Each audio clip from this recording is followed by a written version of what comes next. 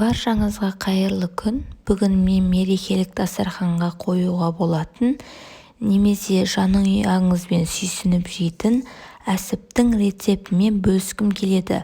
Бұл әсіп ерекше хит әсіптердің бірі. Міндетті түрде видеоны соңына дейін қарап, мені қолдап тіркеліп кетіңіз. Баршаларыңызға қайырлы күн, сіздермен алуа. Қыздар, бүгін әсіп дайындаймыз. Әсіп дайындау үшін рецептте бір комплект деп берілген. Бұл жердегі бір комплект дегеніміз қойдың өкпесі мен жүрегі. Екеуі бірге жүреді. Қойдың өкпесін бір-бірінен бөліп аламыз.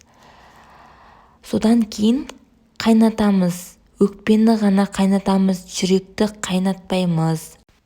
Өкпені 15-20 минуттай қайнататын боламыз. Егер өкпені қайнатпай бірден әсіп істесеңіздер, әсіптеріңіз піскен кезде қап-қара болып шығады. 20 минут қайнаған кезде өкпенің түсінің бәрі суға шығады да, піскенде әдемі әсіп болып шығады. Ал жүректі мясорубкадан өткіземіз, қайнатпаймыз жүректі. Сәбіз, пияз, чеснокты барлығын мясорубкадан өткізіп, фаршты қосып, барлығын қосып қоямыз. Әсіптің ішегі, қойдың ішегі жақсылап жуып, тазалап аударып аламыз. Май жағын ішіне қаратамыз. Егер көп май болатын болса, шамалы алып тастасаңыздар болады. Мысалға, көбісі майлы жерлерін ұнатпайды ғой. Сол үшін алып тастасаңыздар болады. Негізінде бірақ сол қойдың ішек майымен әсіптеріңіз дәмді болады. Дәмдірек болады.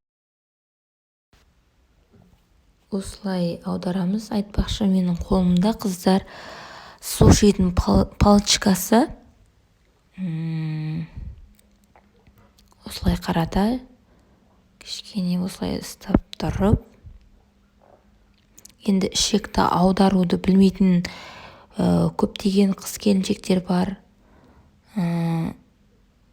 Соларға арнап түсіргенім ғой бұл енді. Осылайынан аударамыз. Оп-оңай, қыздар. Істелуі де, жасалуы да. Міне аудардық. Мен негізі бұл ішектерді аударып, жуып, тазалап қойғанмын. Сіздер аударғаннан кейін жусаңыздар да болады. Осылай алып, осылай тазалаймыз. Бұл бізде қойдың ішегі, мына майлы болып тұрған. Мен негізі өзім 2 ішек алдым. Для интерес. Біреуі жылқының ішегі, яғни жылқының қазысы. Қазы салатын ішегі. Екіншісі қойдың ішегі. Қазы салатын ішек, жылқының ішегі қалың болады екен. Негізі қымбат болады екен. Бағасы да қымбат болады. Қазыны да осылай аударамыз. Чтобы қазының сыртындағы майлар ішке кіру үшін.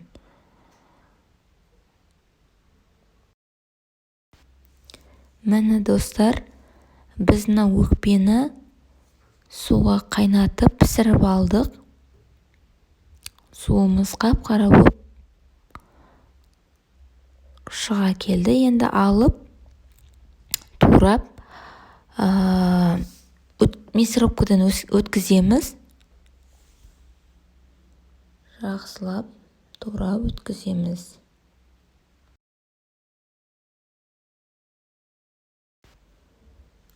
Бауырды осылай мясорубкадан өткізесіздер, немесе мясорубкасы жоқтар осылай блендермен істейсіздер.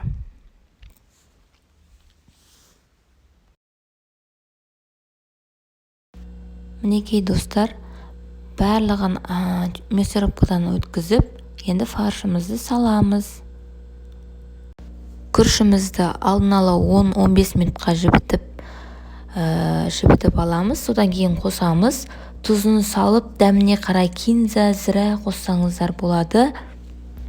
Шамамен 1 литрдей су құясыздар. Қою болмау қажет, себебі күріш ісініп піскен кезде мына ішектеріңізді жарып жібереді қою болса. Барлық ингредиенттердің суда кішкене батыңқырап тұруы қажет. Осылай жақсылап тұрып араластырасыздар. Ләж болса перчаткамен немесе қолмен араластырып, жақсылап араластырып аласыздар. Мына мен енді перец қостым. Өзімше бір перецті жақсы көрем, сол үшін перецті қосуды аямай қосамын. Сіздер енді дәміне қарай қосасыздар, тұзды да, басқаны да. Жақсылап араластырасыздар.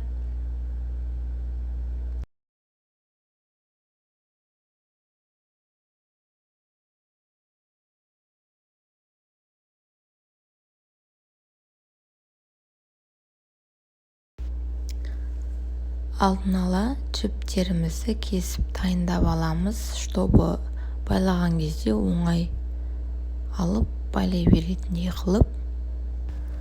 Мына бақалашкамызды қырқып, мына ішегімізге мына әсіпті оның ішіне саламыз. Сонда әсіпке салатын ішіндегі заттары оңай кіретін болады. Осылайынан алып, жақсылап қысып, ұстап. Тек қоюынан ғана емес, бұл жерде суынан да қосып отырамыз. Осылай салып, араластырып, қою болған жеріне суын қосып жүреміз. Ішектің ішіндегі неле заттар қатты қою болып кетпеу керек, суланып, бұлқылдап тұру керек та. Мына ішектің екінші басын байламаймыз. Қорықпаңыздар, мына әсіптің ішіндегі заттар шықпайды деп. Жоқ, шықпайды. Бұны байлаудың қажеті жоқ. Неге десеңіздер, артық сулар шығып отыру керек. Егер бұны байлап қоятын болсаңыздар, артық сулар қай жерден шығарын білмей, тырсылдап жарылып кетуі мүмкін. Сондықтан байламай, жай артық сулар осылайынан ыдысымызға артығы ағып отырады.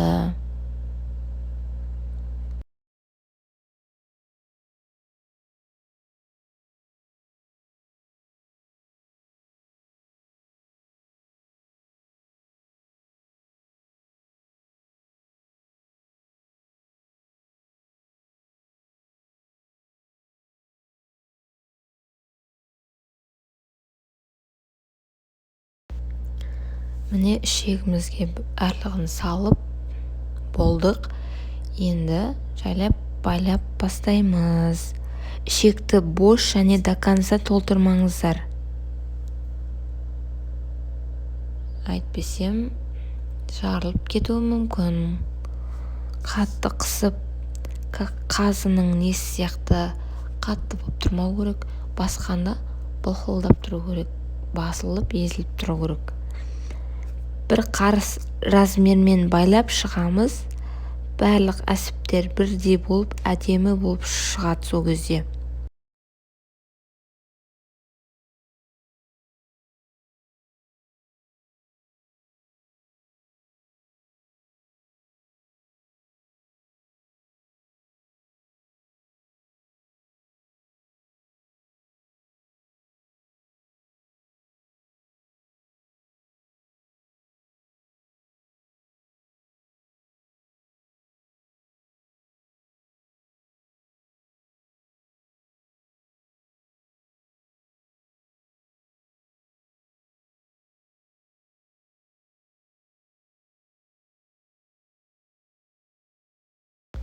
Мұны әсібіміз шекідей осылай басылып тұру керек, нығыз болмау керек. Мінекей достар, барлығын байлап біттік. Енді бұны мантаваркада 1,5 сағаттай пісіреміз. Ішектің қалыңдығына да байланысты. Енді әсібімізді шикідей инемен немесе зубочисткімен тесіп шығастар. Каждыйын. Менде зубочисткі жоқ болғаннан кейін инемен тестім.